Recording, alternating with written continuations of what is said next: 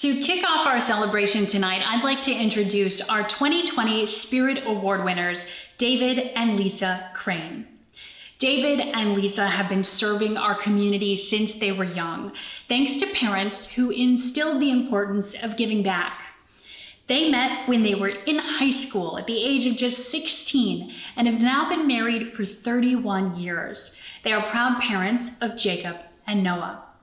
In 2010, Lisa was diagnosed with a rare and deadly bile duct cancer called cholangiocarcinoma. She was given just 6 months to live. The Cranes sought out a second opinion at Cleveland Clinic, and they now call it their place of hope. Lisa has endured more than 30 hours of surgery, more than 50 chemotherapy treatments, and radiation multiple times. Her cancer has come back 5 times. The Crane family knew they had to turn this experience with this ugly disease into something positive and to help others along their journey. Crane's Cholangiocarcinoma Crew was established in 2012 at the Akron Community Foundation, fulfilling their mission of providing hope to cholangiocarcinoma patients by raising critically needed research money for this aggressive and deadly disease with no cure, and supporting those patients as they navigate their journeys through mentoring, love, and prayer. David and Lisa have mentored more than 300 patients and caregivers from across the globe and established a liver tumor bank as well as a PDX research bench at Cleveland Clinic dedicated to bile duct cancer research. You can find David and Lisa opening their home to patients and their families, serving meals, visiting patients during their chemotherapy treatments, and sharing their own story across the country, presenting at conferences and providing hope. David and Lisa continue to train as research advocates themselves so they can share their knowledge with others on how to be your own best advocate. The Cranes work tirelessly as advocates, helping patients to navigate second opinions, clinical trials, and targeted therapies.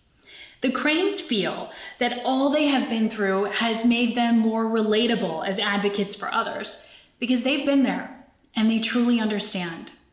Cancer is not a blessing, but it has brought many blessings along the way.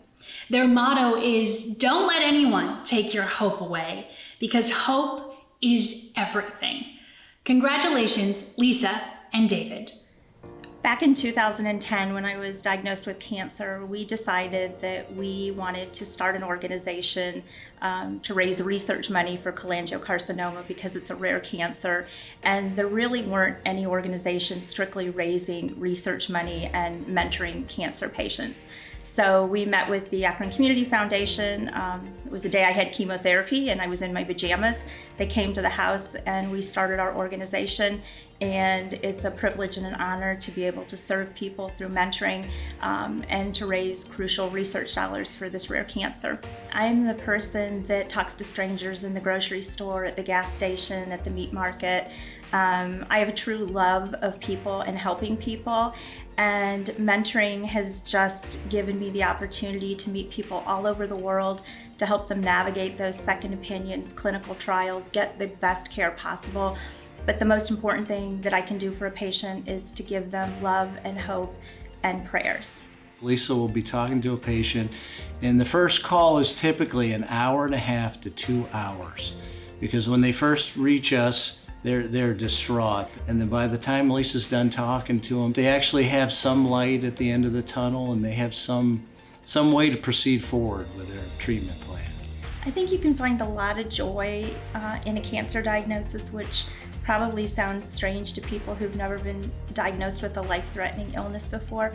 But the joy comes, at least for us, has come through all the wonderful people that we've met that have come to serve us, to love us, to pray for us.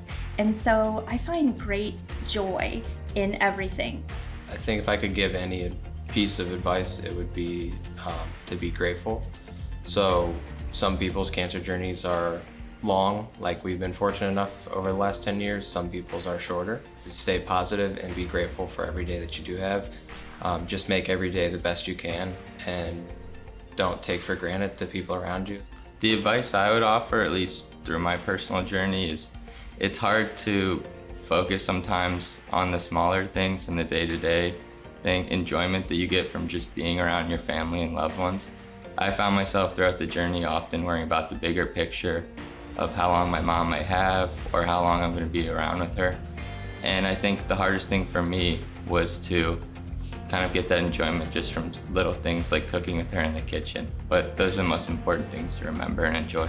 First, we'd like to thank Stewart's Caring Place for their services, which are free to patients.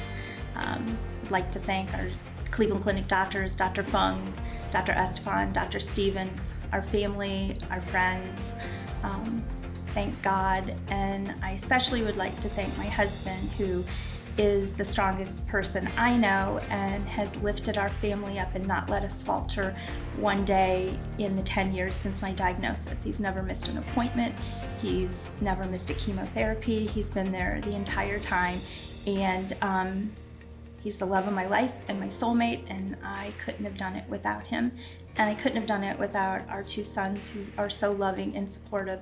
And it was a very difficult journey for our family, but we're stronger because of it, and we're even closer.